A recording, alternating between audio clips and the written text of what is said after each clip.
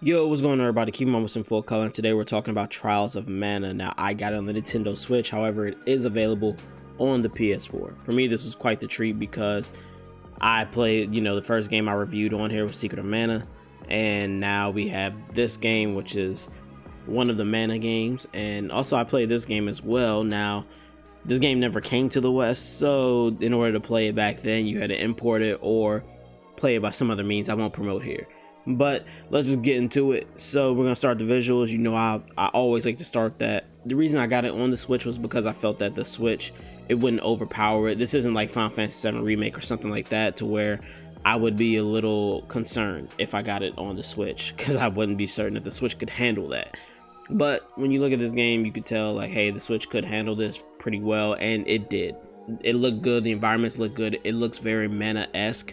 However, you can tell from Secret of Mana they've taken some great strides forward. However, there were times where textures didn't load in and it just looked really weird, and I had this issue more when I had it docked. It was really weird. When I played it undocked, I really didn't have that issue at all, but when I played it docked, for some odd reason, just textures wouldn't load in well, and it looked just very odd. It was crazy, but overall it looked good and it played well, and I was happy with it.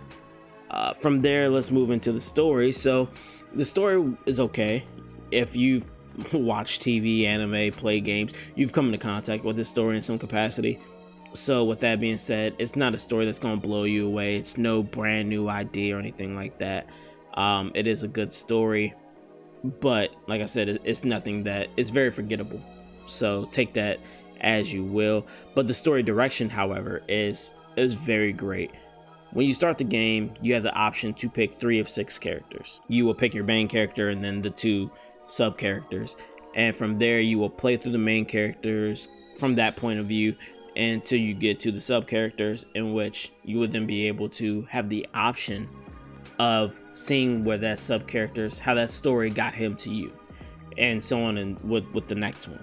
So that to me was a very, very cool thing, because it gives a little bit more depth and also allows you to like really see the story from different points of view and saying how everyone kind of connected and how everyone ended up on this same path in the end.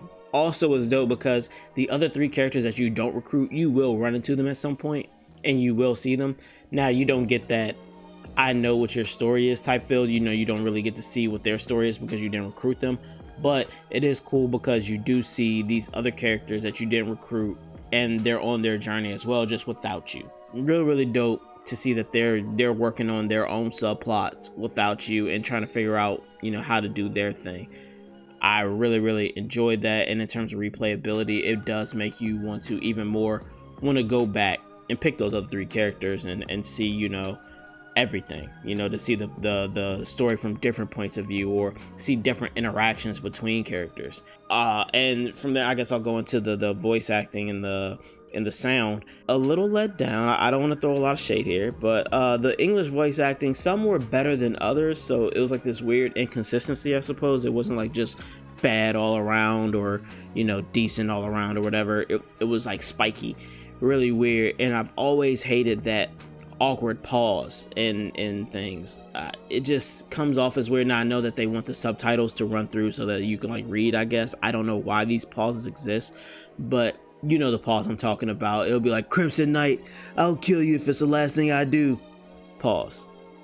Then the Crimson Knight will be like, noted.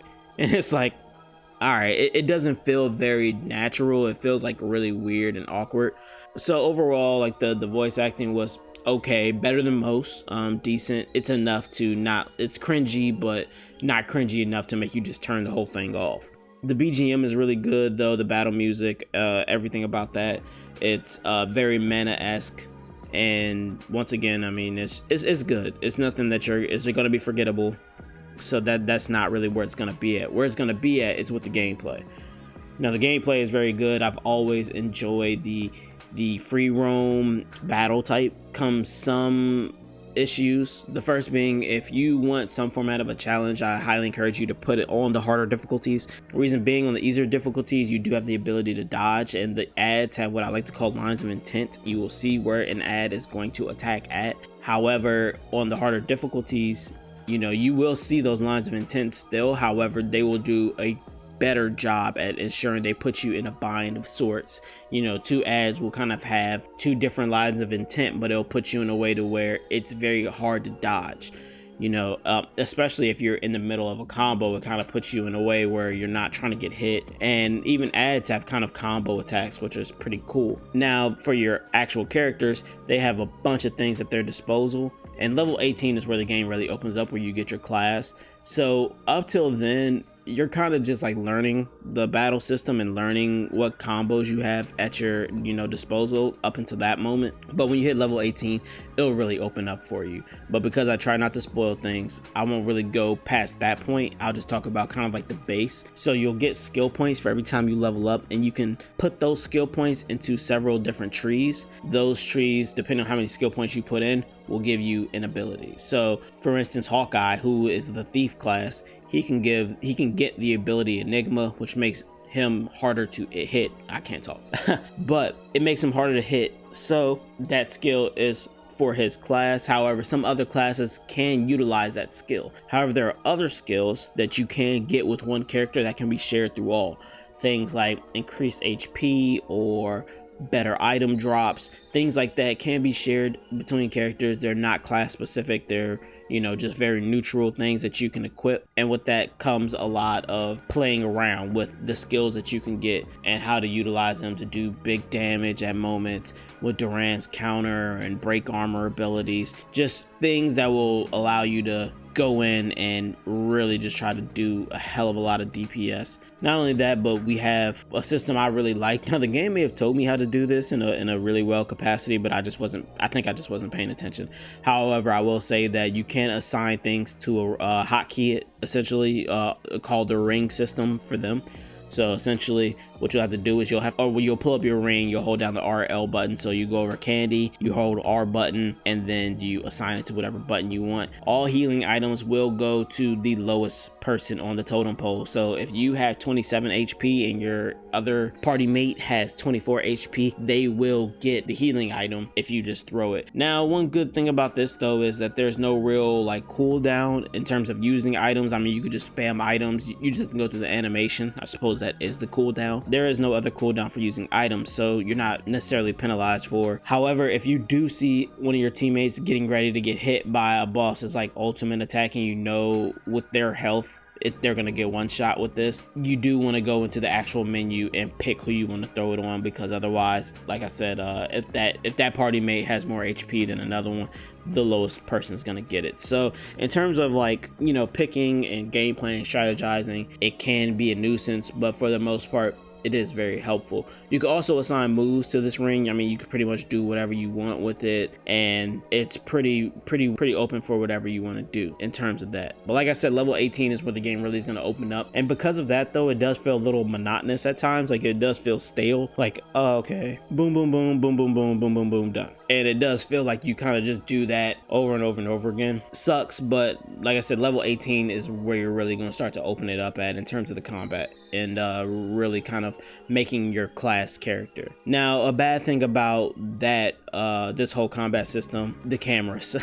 Sometimes the cameras can get lost. It's happened to me several times, but mostly this happens with the aerial enemies, especially when you get a combination of land and aerial enemies. It just seems like the camera gets a little wonky at times, especially when you lock on, and I really could not tell you a good just way to subvert this or anything. It just is something that you'll have to deal with for those few battles that it happens in. Out of 50 battles, I would say it happened about like 5 times, so enough to be annoying. Not enough to ruin everything, but enough to be annoying. That is going to pretty much cap off this review.